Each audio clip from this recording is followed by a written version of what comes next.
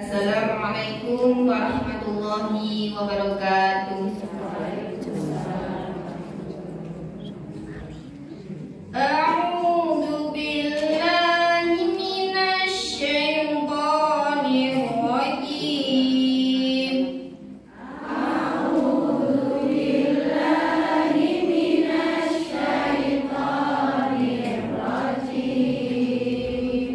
Bismillah.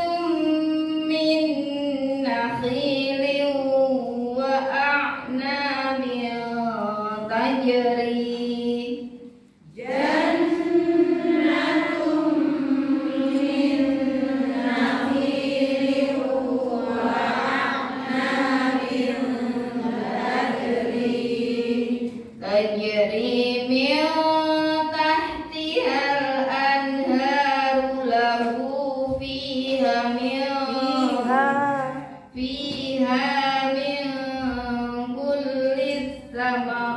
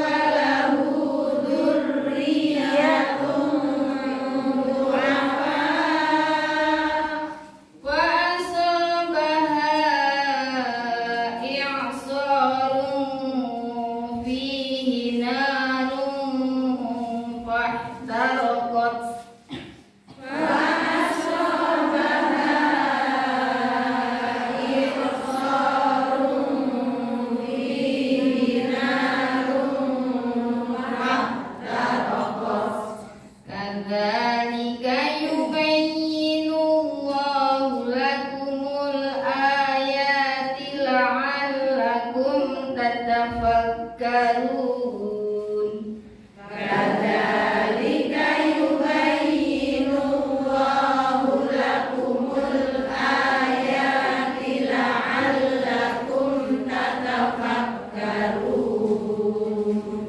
Di Indonesia ini bertambah lama itu bertambah banyak faham-faham agama.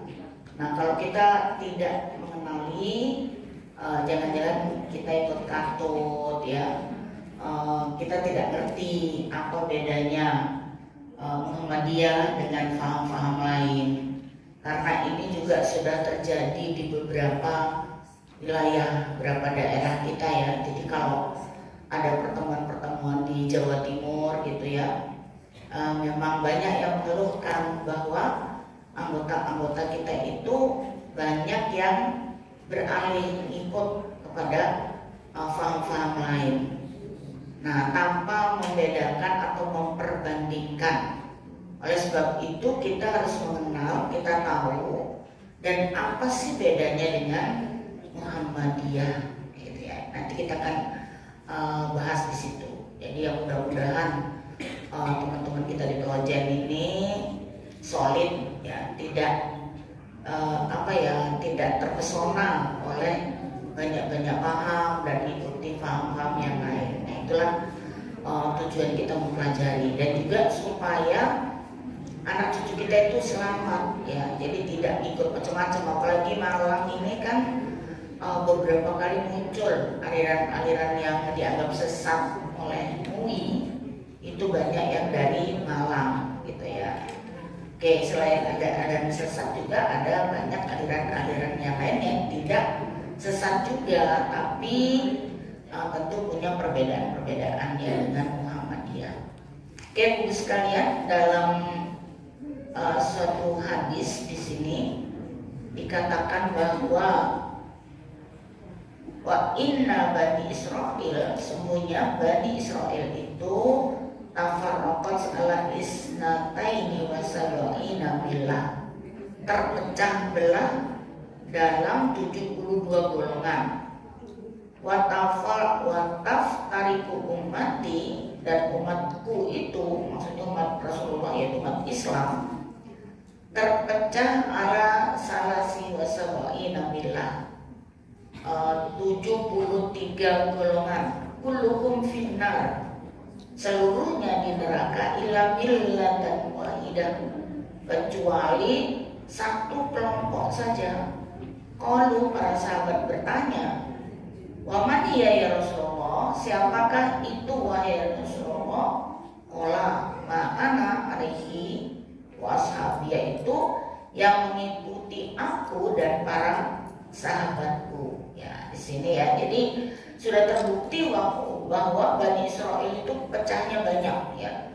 Jadi Yahudi ini pecahnya banyak, walaupun negaranya satu yaitu Israel gitu, tapi faham-faham agamanya berpecah banyak. Ya, termasuk juga Kristen, Nasrani.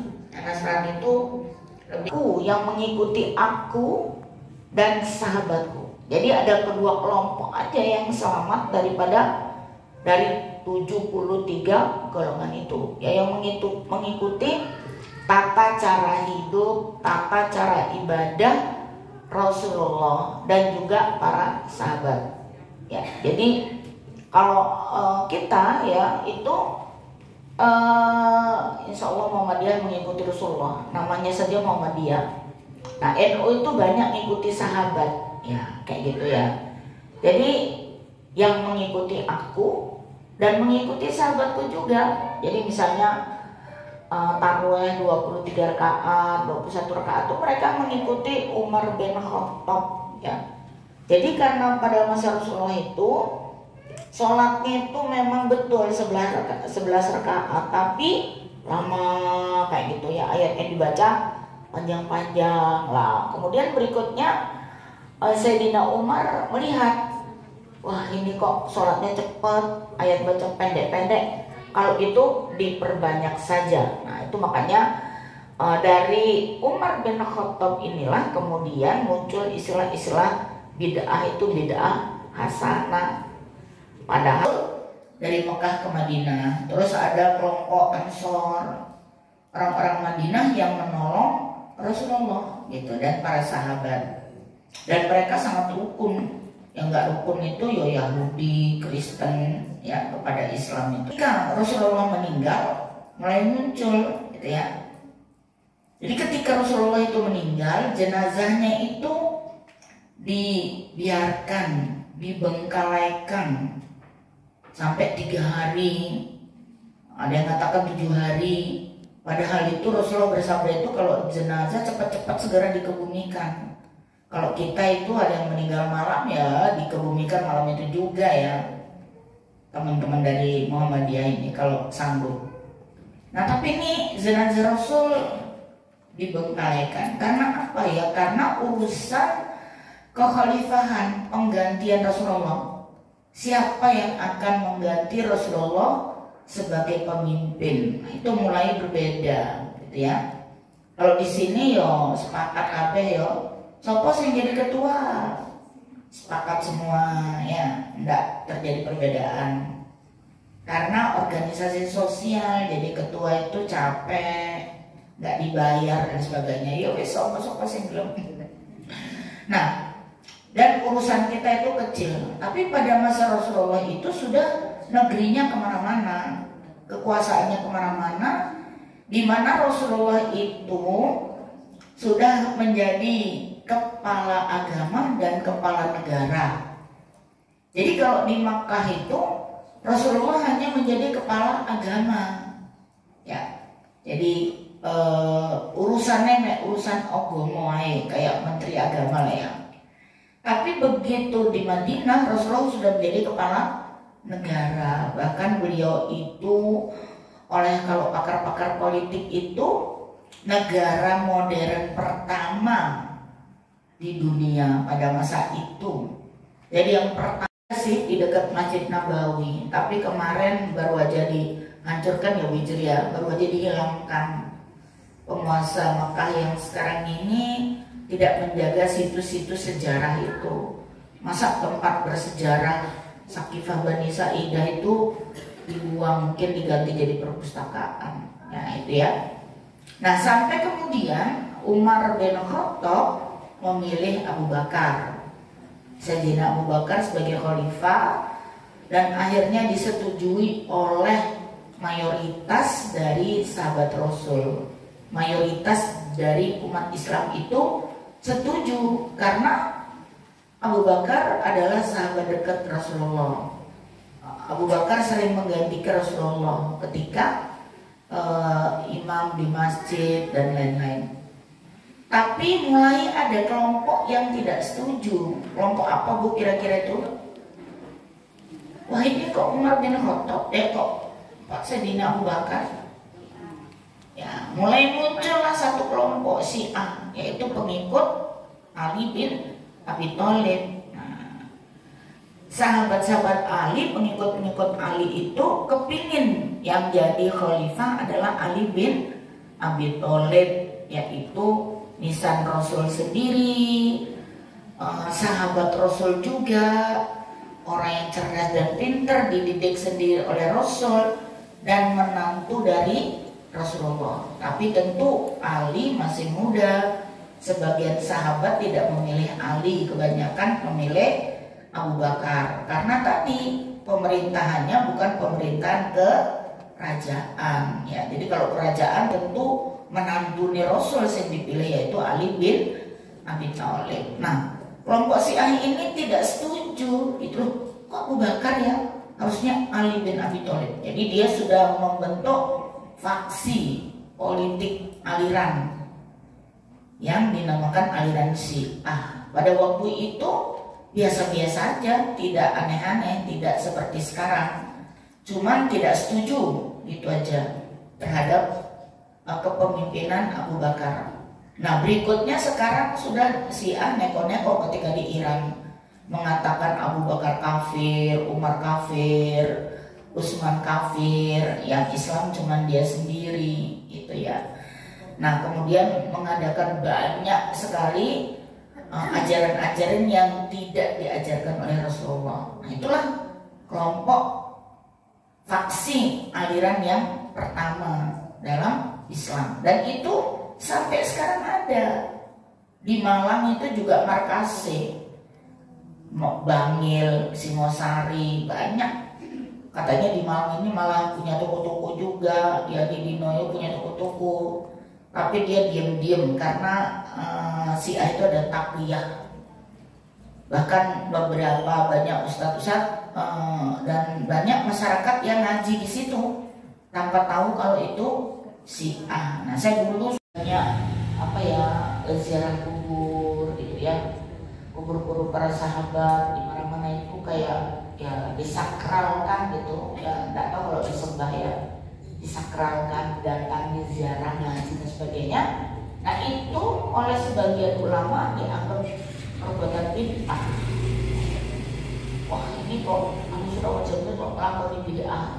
Kemudian muncul kemudian namanya Ibnu Taimiyah yang membentuk aliran Salafi. Kita kenal. Saya dulu sudah pernah di proyek pas pandemi itu ya, online itu membahas aliran Salafi. Nah, aliran Salafi ini yang terakhir. Kalau di Saudi Arabia dia namanya Wahabi. Salafi yang diadahi oleh sebuah negara itu namanya Wahabi, dan itu sekarang dakwahnya gencar di mana-mana ya, termasuk ke Indonesia dan ke seluruh dunia. Nah, Muhammadiyah ini sebenarnya berakar dari Salafi Ibnu Taimiyah ini ya. Jadi Ibnu Taimiyah Salafi itu maunya memurnikan seluruh ajaran agama supaya persis seperti Rasulullah. Itu makanya kadang-kadang kita tidak bisa membedakan apa bedanya Muhammadiyah sama Salafi. Jadi kalau Salafi itu dia bukan organisasi, jadi dia satu aliran paham agama yang ingin mengembalikan seluruhnya itu praktek-praktek keagamaan itu seperti pada masa Nabi. Jadi kalau Ahlu Sunnah wal Jamaah atau NU tadi itu ke sahabat, kalau ini ke Nabi langsung, itulah Salafi ya, namakan akidah salaf ya. Harus persis seperti Rasulullah. Nah, itulah Kiai Ahmad Dahlan kemudian belajar mempelajari ajaran-ajaran Ibnu Taimiyah Salafi ini, kemudian pulang ke Indonesia membentuk Muhammadiyah.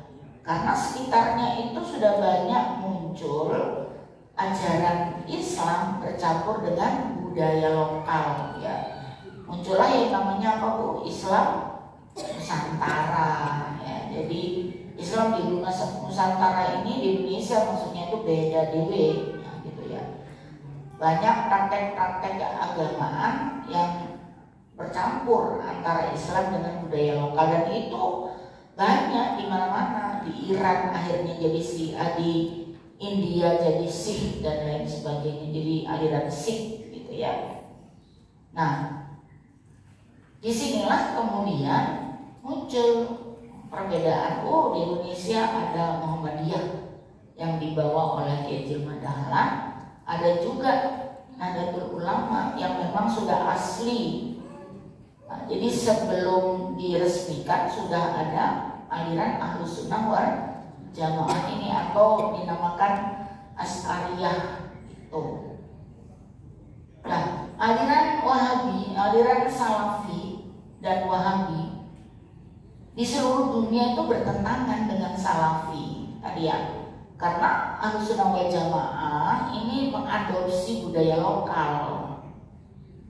Nah, sementara Salafi itu ingin persis kepada Rasulullah gitu ya. Nah, kemudian Wahabi yang ada di Mekah itu menghancurkan makam-makam ya, baik itu makam sahabat, makam Rasulullah dan sebagainya, itu yang disakralkan tadi itu dihancurkan, situs-situs budaya juga.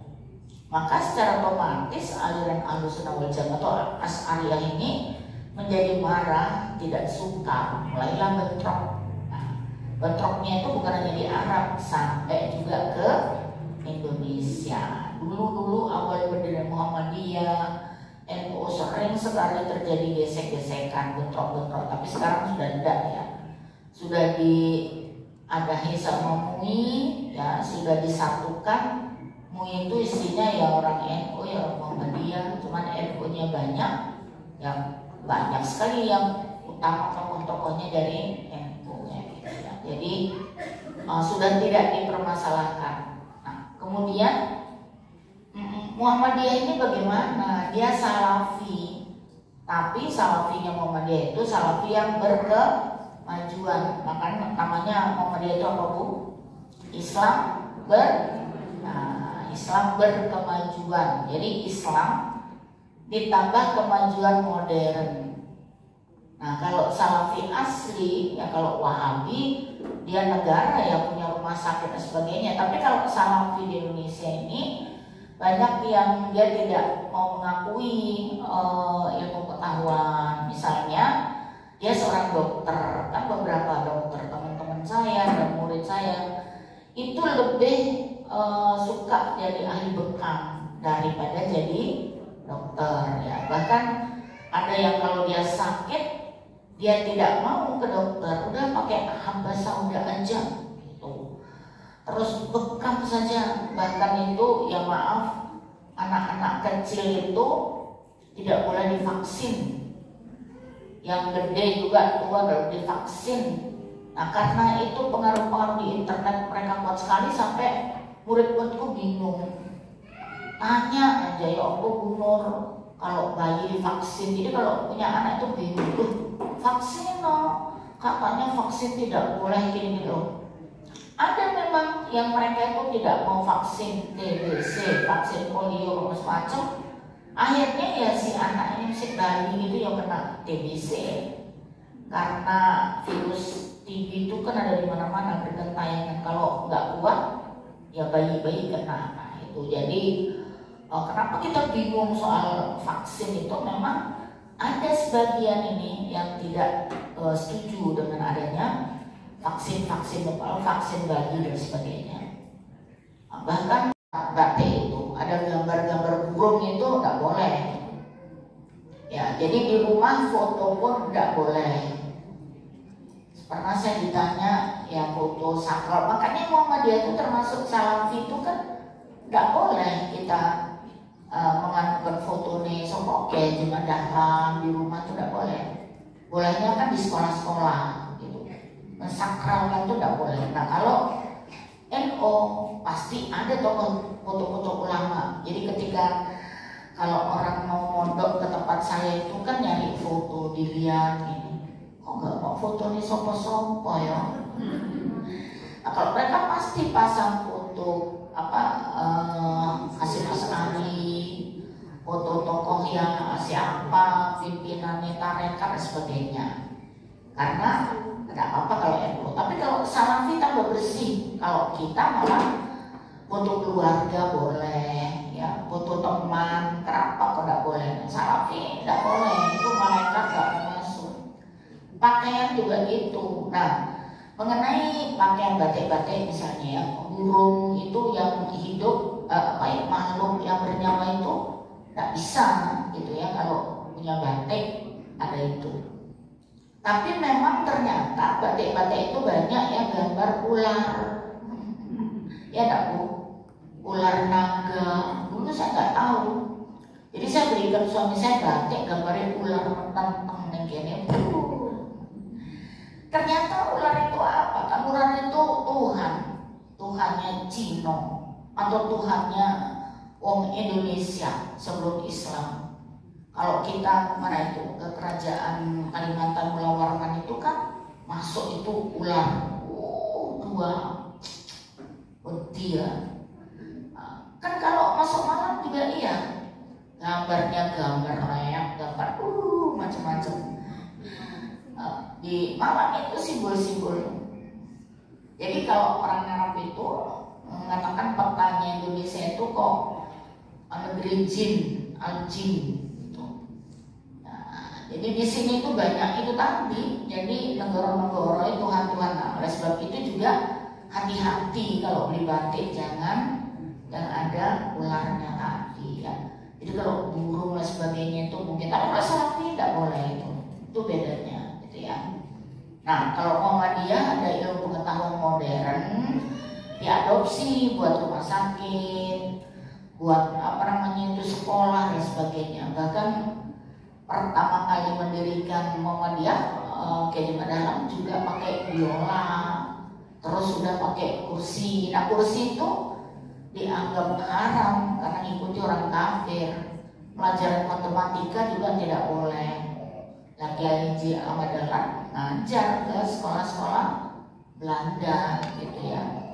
Nah itu tadi ya, disitulah bedanya Muhammadiyah dengan Salafi. Jadi tapi kok bodoh, mereka lebih kuat. Ya iya, karena mereka lebih suka ngaji. Dari awal ini ngajinya berapa Bu? Sebulan sekali. Nah, kalau mereka ustadznya banyak ngaji terus, beberapa pimpinan itu malah naruh anaknya di pesantren Salafi. Nah akidahnya sama, tapi amalnya yang berbeda. Nah oleh sebab itu masuk Muhammadiyah itu, nah ini akidahnya diluruskan karena dasar pertama adalah tauhid ya. Tapi juga perlu diperhitungkan itu adalah amal. Jadi kalau katanya Pak Amin Rais itu, kalau kita masuk Muhammadiyah itu, amal daripada Muhammadiyah yang banyak ini juga menjadi amal kita karena berjamaah tadi gitu ya. Jadi kalau mendirikan TK, nyumbang apa enggak Bu? Enggak nyumbang. Nah, nyumbang ya. Nah, jadi ketika ada sumbangan buat TK, kita ikut gitu ya. Kalau ada undangan dari UMM di buku datang apa enggak Bu? Datang ya. Jadi kalau datang itu kita ikut mensiarkan juga UMM. Jadi seolah-olah itu amal usaha Muhammadiyah yang sekian banyak itu juga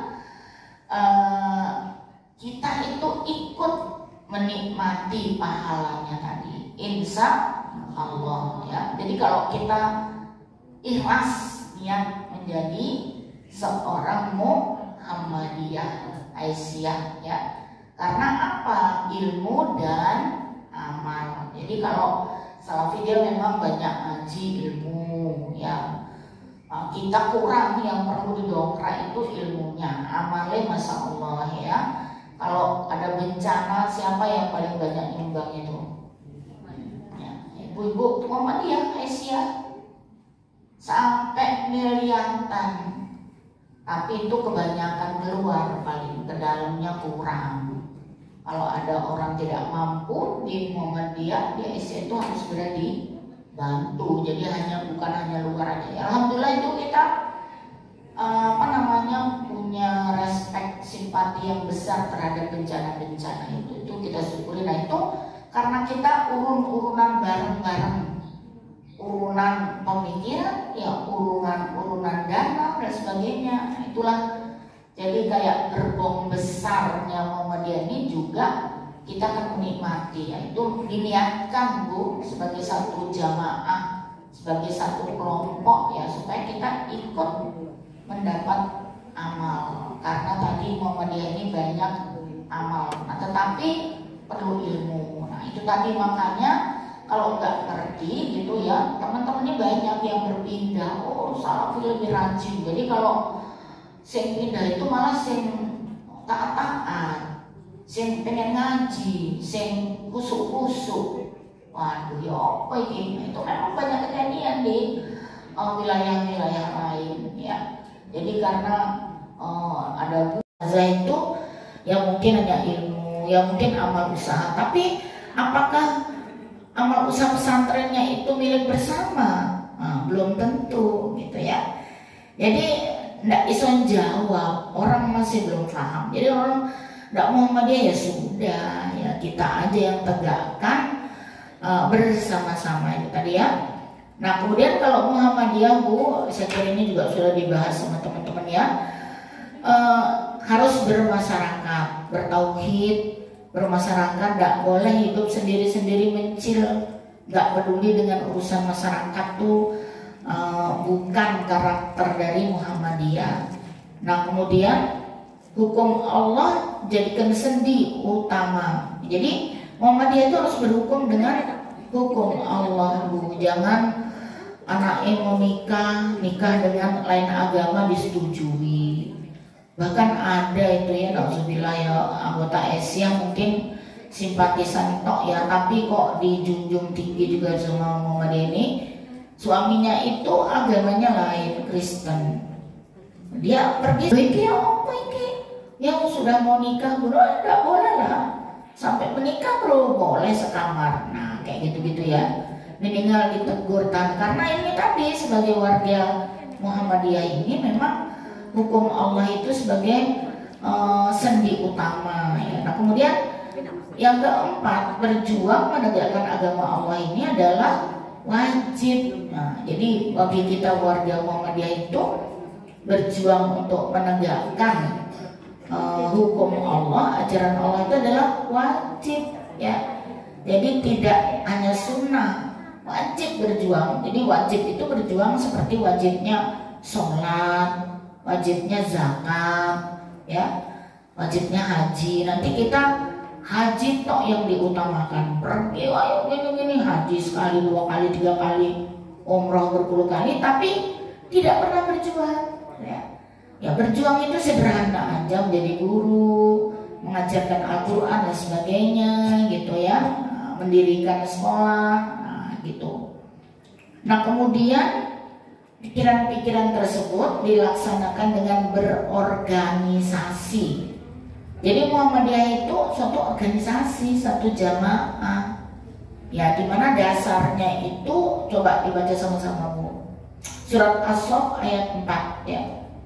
A'udzu billahi minasy syaithanir rajim.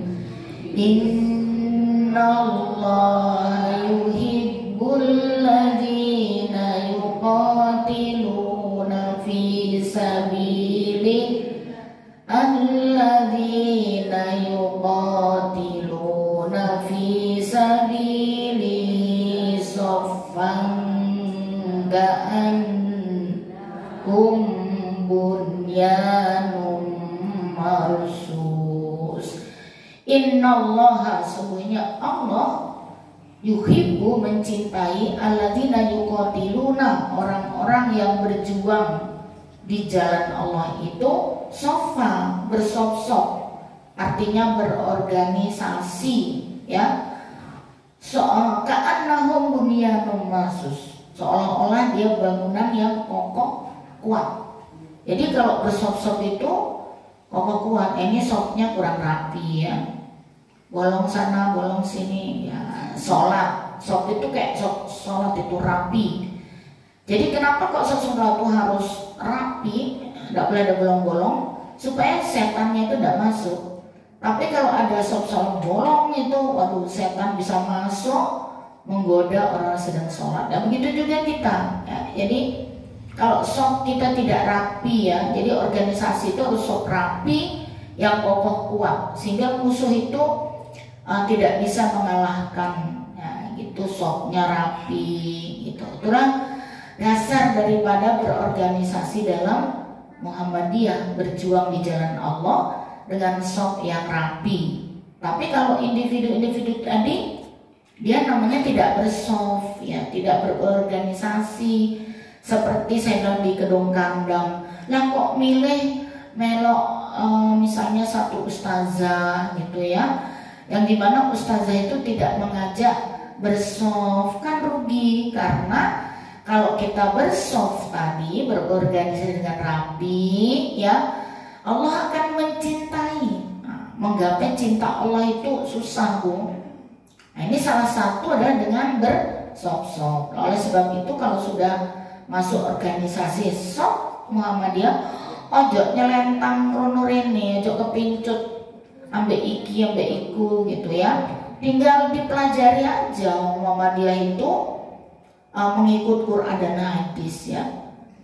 Langkahnya, artinya perjuangannya itu harus seperti perjuangan Rasulullah gitu. Maka wajib bagi kita mempelajari sirah Rasul, ya. Jadi ya betul Quran, hadis, tapi sejarah Rasul bagaimana dalam perjuangannya itu harus kita pelajari supaya kita berjuang itu persis seperti Rasulullah, ya. Karena kita emang alirannya salafi, ya, melok Rasulullah, maka berjuangnya juga harus seperti Rasulullah gitu, ya. Harus bersop-sop gitu. Jadi teman-teman yang kepencut aliran-aliran lain itu ya karena dia tuh belum ngerti apa itu sofan ka'annahu bunyanun marsus, ya. Apa itu berjuang ala Rasulullah, sehingga namanya saja Muhammad, dia yaitu orang yang mengikuti Rasulullah gitu lah. Adapun belum, ya ayo kita ciptakan, ya, belajar bagaimana cara perjuangan Rasulullah dan sebagainya. Nah itu adalah Muhammadiyah. Nah kemudian ada Nahdlatul Ulama, ya, mungkin tidak sempat kita yang bisa menjadi kekhalifahan suatu saat entah kapan, karena Muhammadiyah punya cabang di mana-mana, ya. Ada Muhammadiyah cabang Mesir, ada Muhammadiyah cabang Amerika, ada Muhammadiyah cabang Singapura, Thailand, Australia, London. Nah ibu-ibu kalau mau ngaji sekarang bisa klik ngaji. Saya juga gitu kalau mengikuti yang lokal-lokal itu malas kadang, ya. Oh kalau ikut ngaji itu cabang Muhammadiyah Amerika, kajiannya Ihya Ulumuddin, kayak gitu, ya. Orangnya harus pinter-pinter, nah kayak gitu. Ada mungkin yang pingin jadi guru di Australia, daftar aja. Sekarang sudah di Spanyol. Nah suatu saat nanti, ya, ketika sudah siap di negara-negara lain itu akan siap, ya, menjadi satu kekhalifahan. Tapi dunia Muhammadiyah itu ingat, ya, dia dari bawah, masyarakat dulu yang dibina. Kalau masyarakatnya sudah siap, insya Allah kekhalifahan negara dan sebagainya itu juga sudah siap. Jadi tidak seperti misalnya Pakistan, negaranya Islam tapi masyarakatnya di bawah kurang siap, ya, kayak gitu, ya Bu. Nah ada jamaah tabligh, ya, bukan berarti jamaah tabligh ini kafir, sesat, boten. Dia itu cuma dakwahnya yang beda dengan kita, ya. Kalau berdakwah mungkin harus pakai pakaian gitu. Nah kemudian dia mengetuk-ketuk pintu masyarakat untuk ke masjid, bagus kan? Dia bawa kompor, tinggal di dekat-dekatnya. Mungkin masjidnya masih umum, dulu di Pelma gitu, ya. Dia nginep di masjid, bawa kompor, bawa apa, itu nanti mengajak masyarakat tuh ke masjid. Nah dia itu ada huruj namanya, ya, 40 hari setahun, 3 hari sebulan. Nah, itu harus pergi keluar berdakwah. Itu metodenya aja beda. Nah, kalau sama salafi itu yo dikafirkan, dibid'ahkan karena dia ada tasawuf. Padahal tasawuf itu belum tentu kafir, tadi bid'ah. Nah, itu, ya. Ada Ikhwanul Muslimin juga yang di Mesir, kadang juga organisasinya ada di Indonesia, ya. Tapi saya tidak akan membahas secara detail itu tadi, ya. Nah kemudian ada juga yang jelas-jelas oleh MUI itu dianggap sesat, ya, seperti misalnya jamaah LDII, dia katanya taubat tetapi dianggap dalam binaan MUI. Kenapa? Karena dia tuh mengkafirkan yang lain, menajiskan yang lain. Jadi kalau kita masuk ke musolahnya, ya dibiarin aja, tapi satu dipel. Karena kita dianggap orang musyrik. Orang musyrik itu najis. Nah itulah sebabnya tadi barang siapa yang mengkafirkan orang lain maka dia itu kafir. Oleh sebab itu dia dalam pembinaannya MUI gitu, ya.